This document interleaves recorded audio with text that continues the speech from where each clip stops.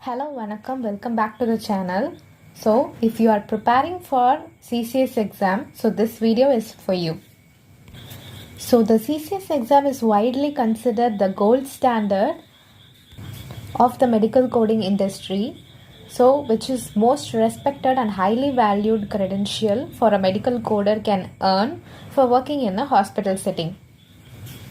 So the CCS stands for Certified Coding Specialist, which is provided by AHIMA, that means American Health Information Management Association. Now let's see the exam format and rule. So this part explains how the test day will look like.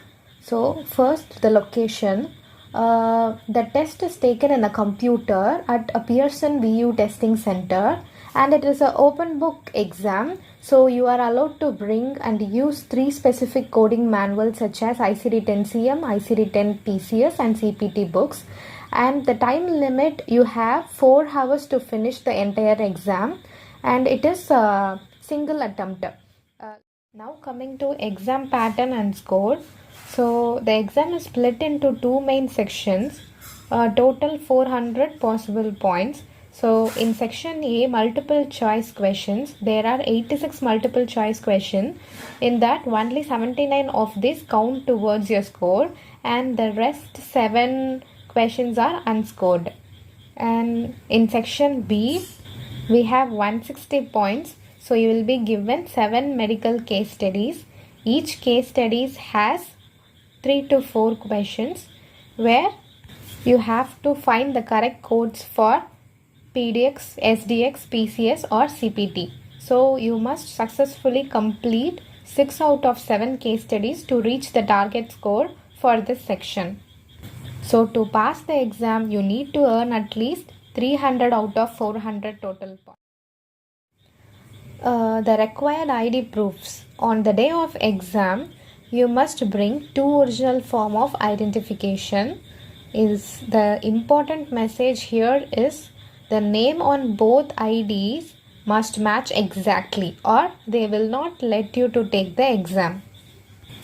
So for primary ID card, you can give PVC Aadhaar card, PAN card, passport, driving license, and it must have photo and hologram. And for secondary ID card, maybe debit or credit card. Now coming to domain. So in domain, coding knowledge and skills is required, coding documentation, provider queries, regulatory compliance, and information technologies. Now let's see in domain 1, coding knowledge and skills.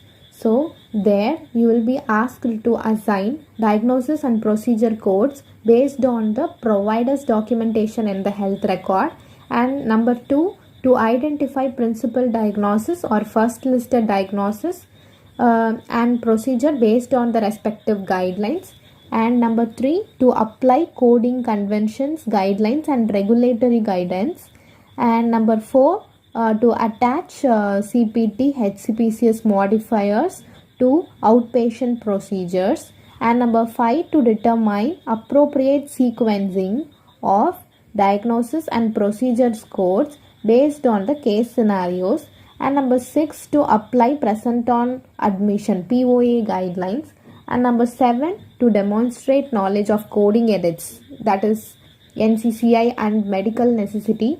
So and number 8 is to demonstrate knowledge of reimbursement methodologies like DRG assignment and APC. And number 9, to abstract applicable data from the health record. And number 10, to identify major comorbid conditions and comorbid conditions. Now let's see the domain 2, coding documentations. So here your task is to resolve conflicting documentation in the health record, example admission type and laterality. And number 2, to ensure all required documentation for assigning a specific codes is available within the body of the health record. And number 3, to verify and validate documentation within the health record. Now let's see domain 3, provider queries. Here the task is to identify elements of an ethical compliant query, and number 2, determine if a provider query is compliant. Example, non-leading, contains appropriate clinical indicator. And number 3 is to analyze current documentation to identify query opportunities. So the domain 4 is based on the regulatory compliance. So regulatory compliance task will be like to ensure completeness and accuracy of the health record. Number 2, to understand payer specific guidelines. And number 3, to identify patient safety indicators and hospital acquired conditions based on the provider documentation. Number 4, to ensure compliance with HIPAA guidelines.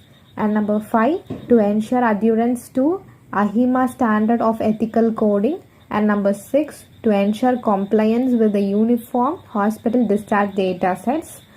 And coming to domain 5, information technologies. So here the task is to distinguish various type of electronic health records and to demonstrate a basic understanding of encoding and grouper software. And number 3, to exhibit an understanding of computer assisted coding softwares and its impact on coding. And number 4, to ensure compliance with high-tech guidelines. So all the best for your CCS exam. So don't panic, be prepared. So this video is just basic information about the CCS exam. So many of you seeing the video without subscribing, so hit the subscribe button and please support.